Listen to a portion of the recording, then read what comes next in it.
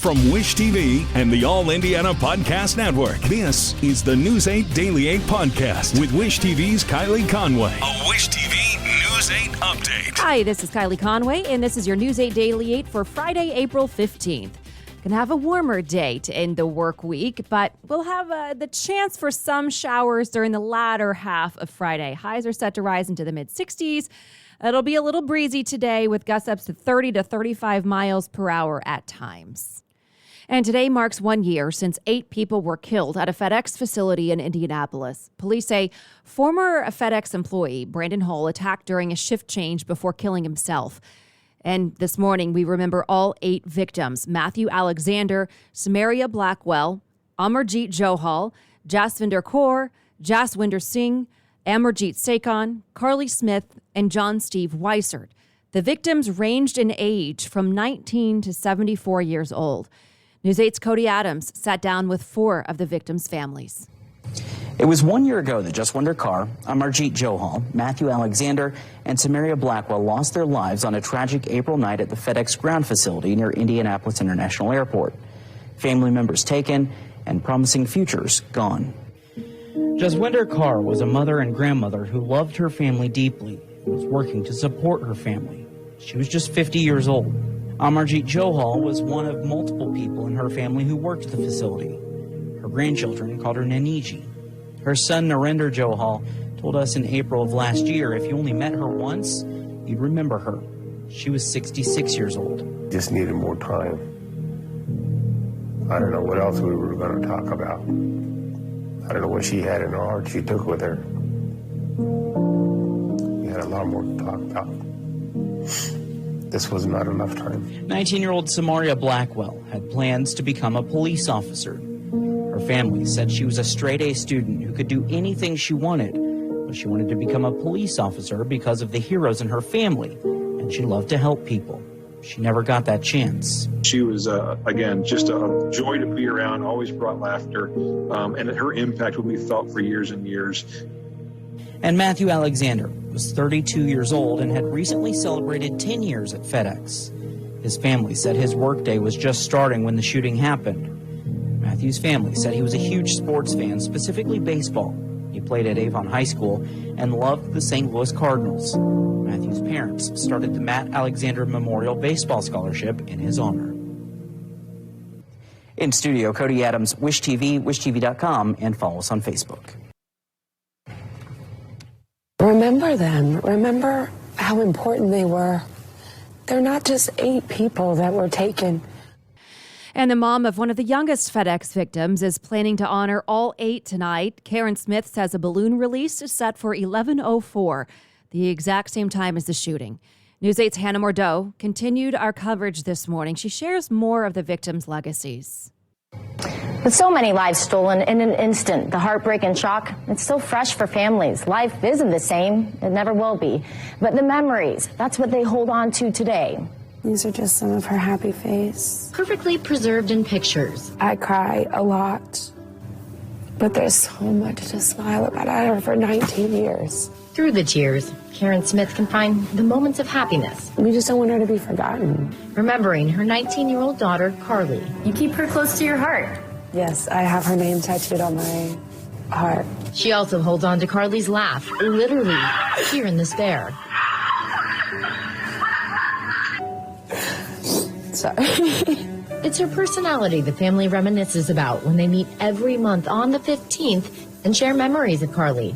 Oh, she was so funny. She would just light up the room. She was constantly smiling, cracking jokes. She was just the light, really. A light in the darkness of that fateful day. It's still fresh. Karen says there's still anger. You don't know that your baby is going to be taken from you. I shouldn't have had to see my daughter in a casket. I shouldn't have had to tuck her in one last time. Her other children grieving and changed forever, but they must move forward. There is no stop missing her. But we try to forgive, not hold grudges about things, and just move on. All the families are tied together this way. 48-year-old Amarjeet Sekon was a mother of 2, a member of the Sikh community. I reached out to her family, but never heard back. My community, they told me my dad is dead. They see over there, but I still don't believe it. That was Jaswinder Singh's son after the shooting last year. The 68-year-old had just started working at FedEx. He hadn't even collected his first check. Now his son tells me the wounds are healing, but it's still so painful. On this anniversary, the family is together in India. But what his nephew said last April still stands. But this is a hate against humanity. You just can't believe this is forever. John Steve Weiser's wife, Carol, his hallmark trademark was his mustache. I miss my companion, for sure. Wants the community to learn from this. Don't forget this, and they're aware that these horrific things can and do happen. But hopes they never feel this. We used to walk around the neighborhood hand in hand. I'll never have that again. The 74-year-old was the love of her life. He meant the world to her. I just feel heartbroken that he's gone. The two were about to celebrate their 50th wedding anniversary when the shooting happened. You still grieve this person, you still miss them terribly, but the shock part of it is not there. It's shock sadly familiar to Carol. The couple's 1-year-old son died of a brain aneurysm in 1984. Their 2 other children are grown. Carol says Steve was always so proud. I want him remembered as a very loyal, family-oriented man. Now without him, life is lonely. That's the hardest part of knowing that he's never going to come back. But this is loss. Different for every family, yet the same. Grief-stricken. Sad reality. And overwhelmed. And it is overwhelming. The families tell me getting back to normal seems impossible, but they hope after this first anniversary, life gets a little bit easier. Hannah Mordeau, Wish TV, wishtv.com, and follow us on Facebook. Tonight on News 8, we go even further into the impact the shooting made in 1 year. Our team looks into the road to recovery for the victims who survived, where the police investigation stands now, and much more. Look for our special coverage beginning tonight on News 8 at 5. Attorneys for the accused New York subway shooter say he needs psychiatric attention while in jail. Their request came in a hearing yesterday in which the judge denied bail for Frank James. James is charged with a terrorist attack on mass transit. He did not enter a plea. Police searched for James for about 30 hours after Tuesday's attack and found him in part because they say he called in his location. We are all still learning about what happened on that train, and we caution against a rush to judgment. James is accused of setting off smoke grenades and shooting 10 people. The victims are 16 to 60 years old. Authorities say they will all survive. Investigators say there's no evidence linking James to terror organizations. Several major parts of a federal lawsuit against the city of Indianapolis are moving forward. The suit was filed last year over the police shooting death of Dre'Jon Reed. The ruling was handed down by a federal judge yesterday. Reed's mother also sued Indianapolis police leaders and the officer who shot and killed Reed following a chase in May of 2020. It alleges wrongful death, battery, and excessive use of force. Other claims were removed, including that Reed did not receive adequate medical care. The case is set for trial in June. The judge is urging both sides to reach a settlement before then. New in the war in Ukraine, U.S. Representative Jackie Walorski is responding to Russia's new sanctions on Congress, and she's calling Vladimir Putin a war criminal. Russia issued hundreds of sanctions on lawmakers after getting handed its own sanctions from the United States. The Congresswoman from Indiana shared a statement with News 8 saying, Vladimir Putin is a monstrous tyrant and a vicious war criminal. The entire free world has banded together against his evil and unprovoked war on Ukraine. As Putin strikes back at those who have stood up to him, I will wear Russia's sanctions as a badge of honor, and I will always stand up for freedom and the truth. And a Russian warship sank in the Black Sea. The ship caught fire Wednesday, sank yesterday. As we had told you on Wish TV, on Daybreak, told you about it here on the podcast yesterday, there are some conflicting stories on how this happened. Ukraine claims its military hit the ship with guided missiles. Russia says an onboard fire set off ammunition, not giving cause of the fire. U.S. officials have not been able to confirm that cause. It is a make it or break it year for small and independent brewers. The Brewers Association says more craft breweries are closing or have slow sales. Craft beer's largest trade association blames climbing rents, rising costs, and supply chain challenges from the pandemic and the war in Ukraine. It says 53 breweries have already closed this year, up from 42 in the same time last year. According to the group, there are still about 9,100 breweries, but it expects more to close. Elon Musk says he's not sure he'll be able to buy Twitter after all, but he'll try. He offered the comments at a convention yesterday on the heels of his $41 billion bid to take over the social media giant. The next move may well belong to the company's board of directors, which has not given any public indication of what it will do, but did hold a meeting with staffers late yesterday. He doesn't like decisions Twitter is making about putting people who are putting out misinformation off the platform if they go too far. I think it's really dangerous that so much of our communications are held in the hands of just a few people who run these platforms, who decide what is appropriate, what's inappropriate, what's true, what's false. That's certainly dangerous for a democracy, and I can see why those with money would want to buy those platforms. Musk bought 9% of Twitter 2 weeks ago. Earlier this week, he turned down a seat on the board. And this morning, I was fortunate enough to sit down with the newest Miss Indiana USA. And boy, does she have a story filled with inspiration. Here's that conversation. Miss Indiana USA was crowned this past weekend, and this morning I'm joined by the winner, Samantha Toney. Samantha, thank you for making time for us this morning. First, I want to say a big congratulations. Thank you so much. Your tenacity is admirable. I have gotten so much inspiration from reading about what you have overcome to make it to this stage and then to be crowned. This was your 7th year competing in this pageant. Mm-hmm. What kept you going?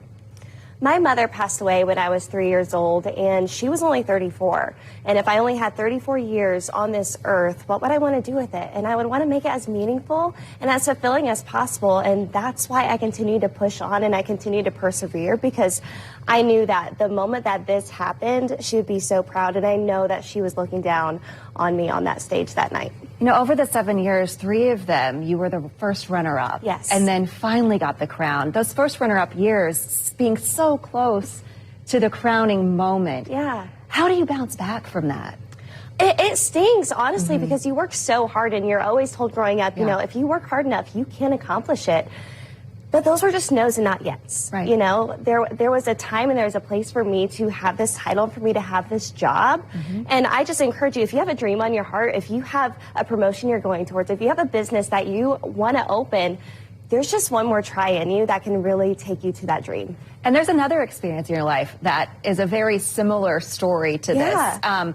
You were a dancer and you had a huge medical upset in your career. Talk about how you broke your back and recovered from it. I was in a car accident on 465. A semi hit me and I went head on into a concrete median going about 70 miles an hour. I was in the hospital for about 3 days, on bed rest for 2 weeks, and I was in a back brace for 6 months. And this all happened 3 days before I was going to audition to become an NFL cheerleader for my very first time. And that was, once again, it was just a setback. It was just one thing that held me back, but I persevere. You know, everything that I've been through, I always want to make sure that I overcome anything that's ever in my way, and I'm never a victim of my circumstances. So Samantha ended up recovering and went on to be a Colts cheerleader for several years. Yes. It's amazing what you have been through and what you've made of it. So over the next year, as you tour across the state and represent Indiana, what are your events that you'll be at, and what is your message? My message is, like I just said, is to rise above all of your circumstances. Make sure that if there's something standing in your way, that you know how to push forward and you know how to persevere through that so that your goals are achieved, because mine was, and it was on my 7th and final try. Yeah, it's amazing. Congratulations. And I Thank also you so much. looked at Instagram and I was reading all of the comments from fellow competitors and other friends who have supported you along the way, and you are just so loved within the community and from your friends. So clearly you're also an inspiration for those very close to you. Yeah, it's been very overwhelming, but so touching, and I really hope to make the state of Indiana proud throughout this next year. So best of luck in Miss USA Thank 2022. you. We don't know the date of when that's going to happen yet, but fingers crossed that it's in a really cool location. Yes. We were brainstorming about where it could be. Maybe September-ish time frame. Yep. So we'll be watching for you then, and of course, giving you all of our support. Oh, thank you so much. She was just full of life and a lot of courage. She wore a big old smile the whole time we were chatting, so best of luck to her. New political limits are coming to Hamilton County. County commissioners have approved rules allowing no more than 2 signs per candidate at polling places during early voting days. The change goes into effect immediately. Then, on Election Day, candidates will be limited to 1 sign outside the polls. The goal is to cut down on clutter. Our partners at the Hamilton County Reporter report that Commissioner Christine Altman says it often looks like a carnival. And Hamilton County is looking for people to work the polls. The county tweeted a call for help. The election office says it needs inspectors, clerks, and judges. You do have to live in the county. Some positions are paid but require training. Finally, the Indiana Comic-Con starts downtown. 3 different ticket packages available. A multi-pass for $60, Gold Pass $125, and VIP Pass $295. You can go today from 12:30 to 10, tomorrow, Saturday, from 10:30 to 10, and then Sunday from 10:30 to 5. We had some Comic-Con guests in their cosplay this morning on Daybreak, and it was great just to hear the excitement. Always a good time in downtown Indianapolis when Comic-Con is in town. This has been your News 8 Daily for Wish TV. I'm Kylie Conway, online at wishtv.com, and follow us on Facebook when you search Wish TV. This is the News 8 Daily 8 podcast with Wish TV's Kylie Conway. A Wish TV News 8 update on demand for even more on demand and on the go. Connect with Wish TV on Facebook at wishtv.com and on the free Wish TV mobile app. Thank you for listening, and be sure to like, subscribe, and follow this podcast for updates every weekday morning on the All Indiana Podcast Network and wherever you get your podcast.